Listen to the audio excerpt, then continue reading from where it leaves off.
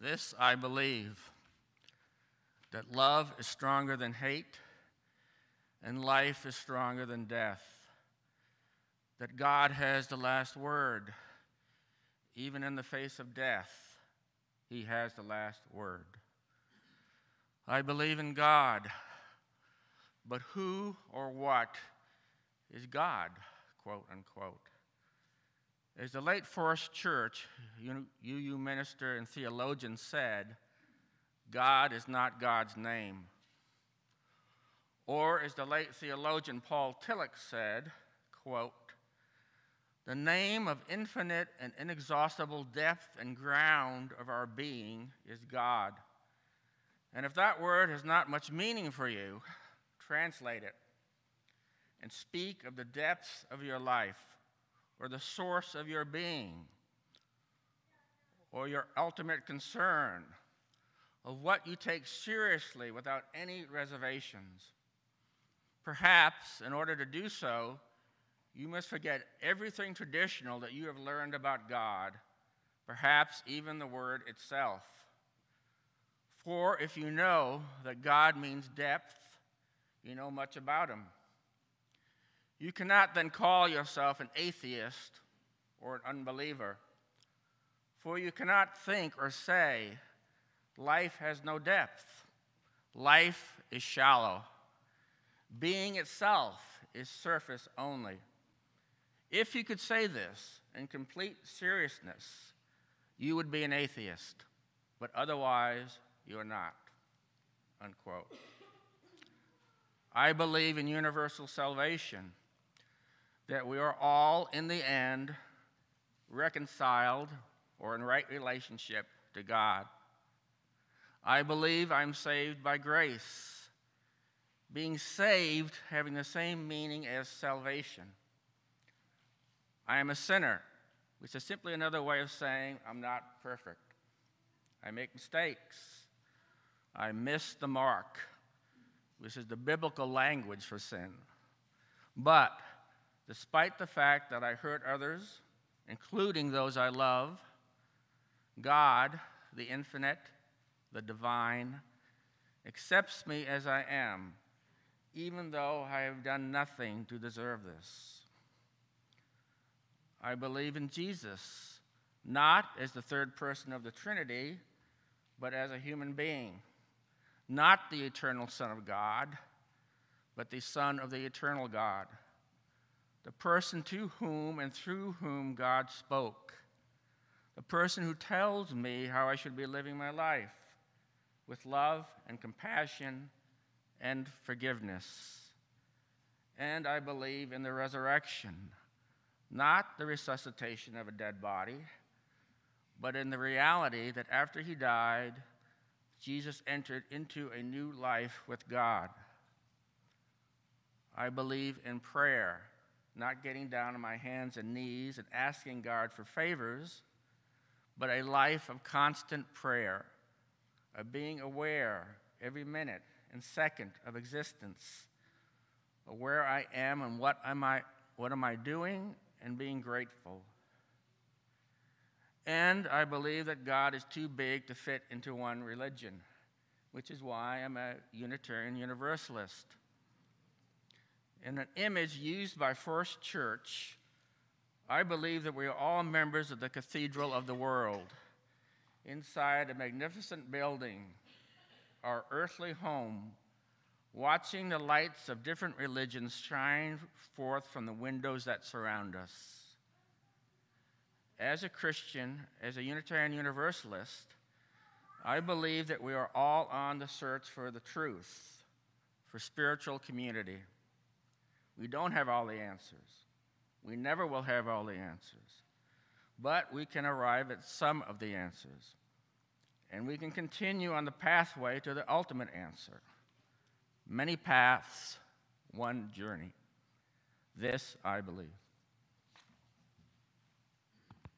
My name is Roz Hawkins, and I believe that miracles happen every day.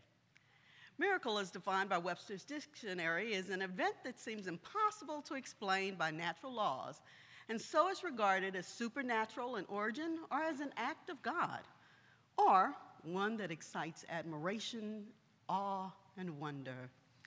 This is the reality that is part of my world, having experienced phenomena such as deja vu, death and out-of-body experiences, unexplainable life-saving events, and incredible coincidences. These events have shaped my belief system that is founded in love and deep respect for the spiritual, the depth of which begs to be understood, yet defies explanation.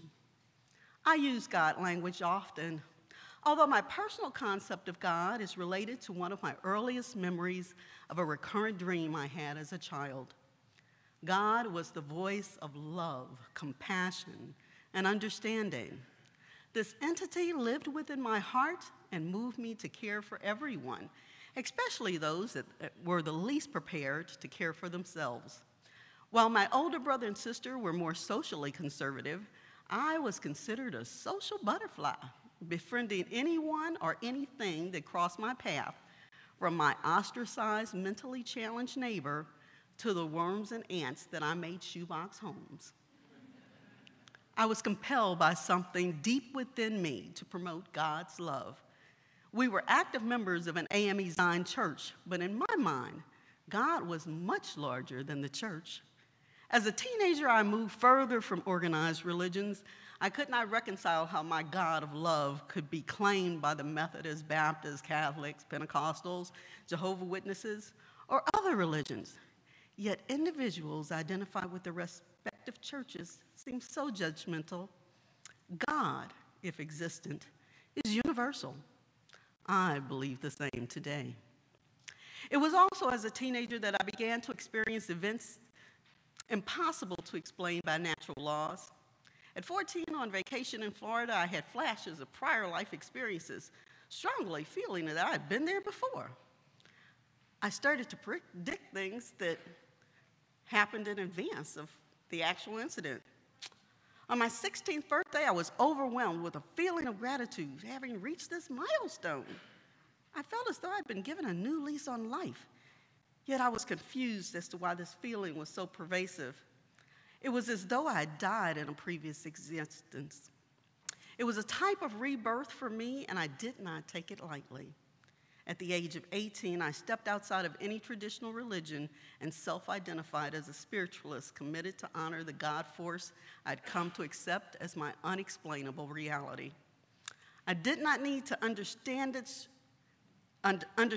to respect its power.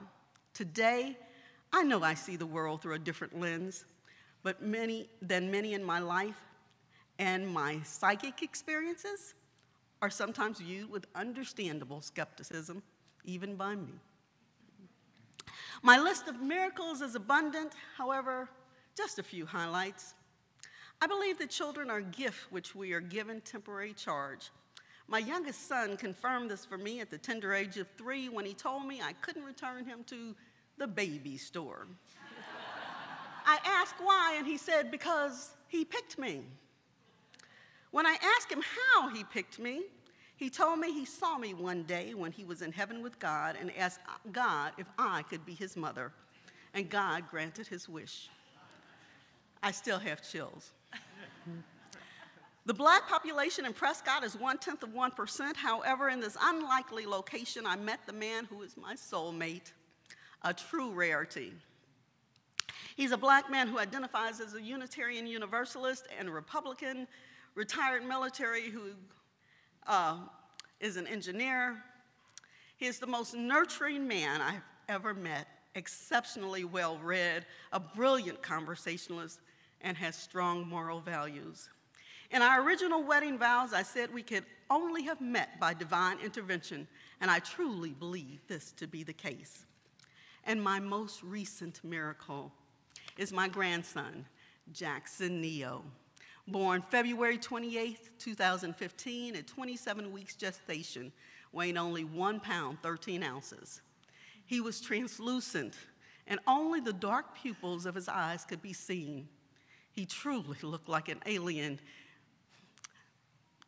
As the pediatric nurse cleared his nasal passages and he took his first breath outside my daughter's womb, As I cut the umbilical cord, my fear of his survival was quickly replaced with a sense of wonder and absolute peace that I cannot describe. But I knew that he would thrive and survive. He is now 6 months old, 15 pounds, cooing his way further into our hearts, and an absolute joy. Thanks for coming, Jackson. While others may be able to explain away these events, they are my personal evidence that the supernatural and our God exist. I believe in miracles. Good morning, everyone. I considered speaking off the cuff today, but I didn't think anyone would want to be here till 2 in the afternoon. That would be the short course. So instead, I'll take you down a little course of how I got here today, a little history. Do I have my visual? Oh, there we go. Okay. I have in my hand a Bible, the first Bible given to me by my grandmother Wilkinson. And it says right here, illustrated, and here's Moses, not quite the same picture. And I guess it is that point that I became fascinated with Bible stories. It's dated, it's actually got a date in it, May 4th, 1963. And I recall, although not well, an explanation then about what it meant to be a Christian. I suppose my family had this in mind as the age of accountability or coming of age. I got the explanation. And I was 5 years old at the time. There is an inscription in this Bible in my mother's handwriting, and it reads, Pat dedicated and gave his life to Christ in a revival held at Carbondale Community Church, Tulsa, Oklahoma. Reverend Roy David, evangelist, October 22nd, 1963. I would have been 6 then.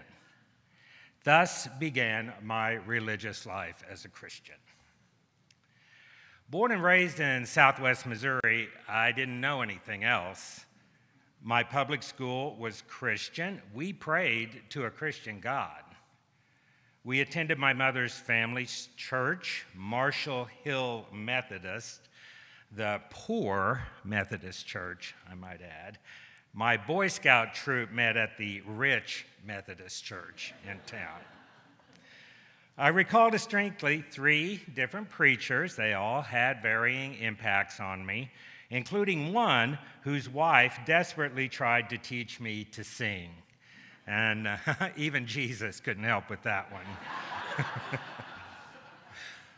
I was in several Christmas plays and pageants, and those pack some walloping good memories for me. They really do.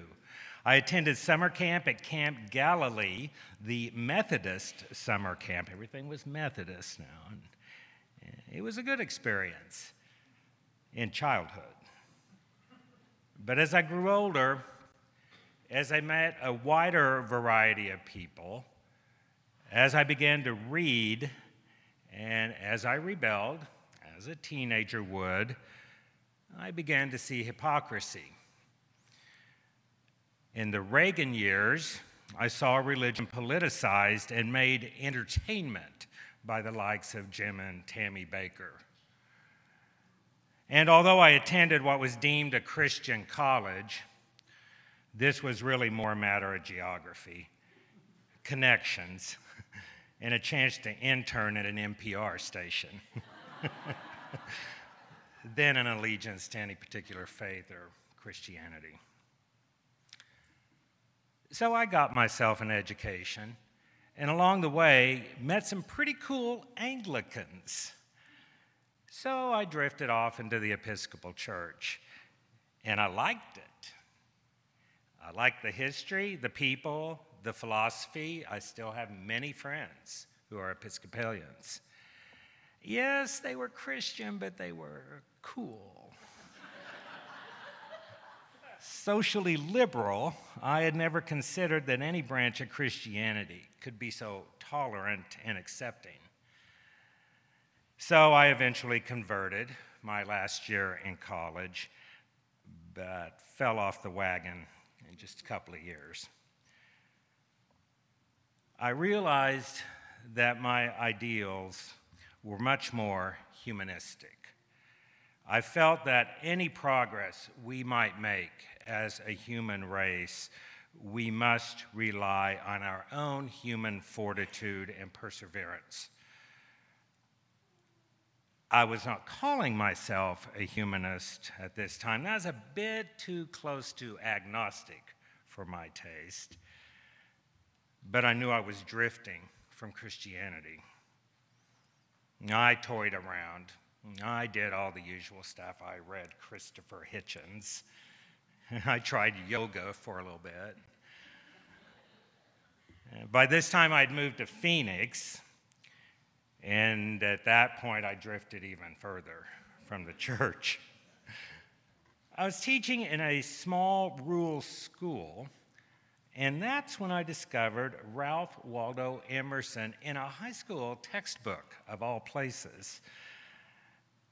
Yes, I think I'd read Emerson in college, but no doubt under duress in a college lit class. But when I began to teach it, a very strange thing happened. It began to speak to me on a much deeper level. And as I began to read his essays and those of other transcendentalists, I recall reading some Margaret Fuller, Bronson Alcott, definitely Henry David Thoreau. This philosophy spoke to me. It seemed like not just something to believe in, but a way to lead a life. It struck me honest and worthwhile. But I stopped there. And although I continued to read and study in sort of an academic sense, I never really considered checking out the Unitarian Church. Oddly enough, having read everything about Emerson, I call it fate that I landed here. I found this place under the worst of circumstances, a funeral. I cannot discount fate over chance here. And that's part of my faith. Fate. I also sort of believe in God. Sort of, because I just don't know. What I do know is that there is a great unknown for me. And it is that mystery that compels my faith. I am what my dad would call a Heinz 57. I'm part Methodist, part Anglican, part humanist, part transcendentalist, part believer, and part doubter. To sum it up, I'm a Unitarian Universalist. This I believe.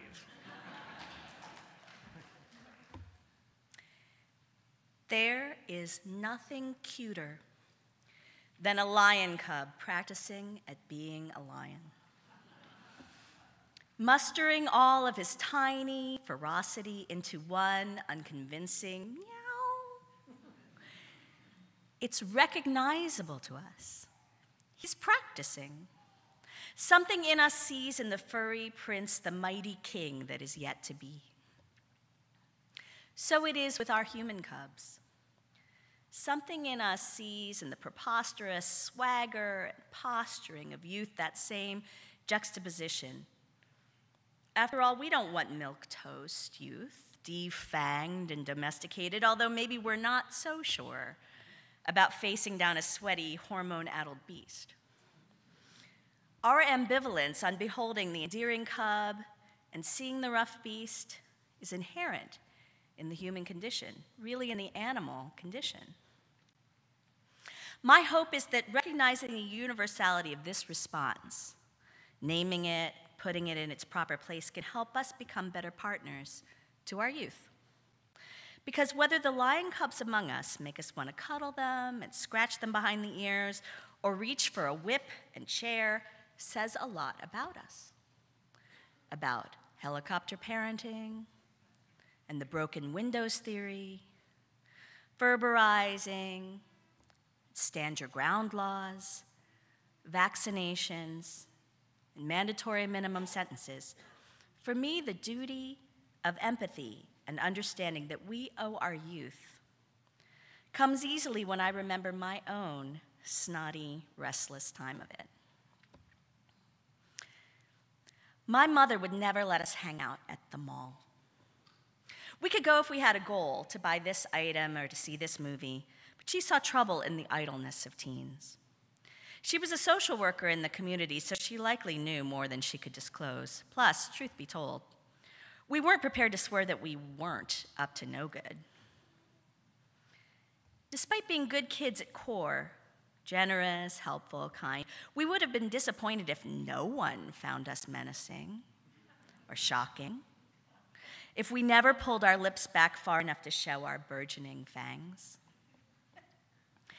The mall's as good a place as any for a cheerful but proto-punk to try to find out how you want to be in this world, whether you're going to be daring or conformist, a scavenger or a stakeholder. For me, as an arty weirdo, it was a good chance to compare notes with kids outside that self-fulfilling prophecy that is gifted and talented. In my experience, those traits that make you a good, strong lion, mischief, skepticism, aggression, obstinacy, and guile, traits which could be easily punished as infractions, in my experience, all were celebrated. Many of my friends, whose pranks were no more injurious, whose stance was no less affected, whose doubts and convictions were no less genuine, were received quite differently. So for me, reflecting on my own time as a lion cub makes me think about privilege. Commits me to a kind of affirmative action of the soul that when my reflex is to scowl and disapproval at some knucklehead thing a kid did, reminds me to extend the benefit of the doubt that I grew up with. This, I believe, audacity in youth is not a vice. It's a virtue. And it's going to express itself in the pedestrian trying to stare down the car, or the entrepreneur trying to game the system, or in the blaring music, or the pants that are too tight or too baggy, or in the naked disdain and pity that stares back at us when we stare at them. And it is good and right that it be so. Because every lion cub has to scratch his claws. Every lion cub has to practice his roar. Else whence do we get our lions?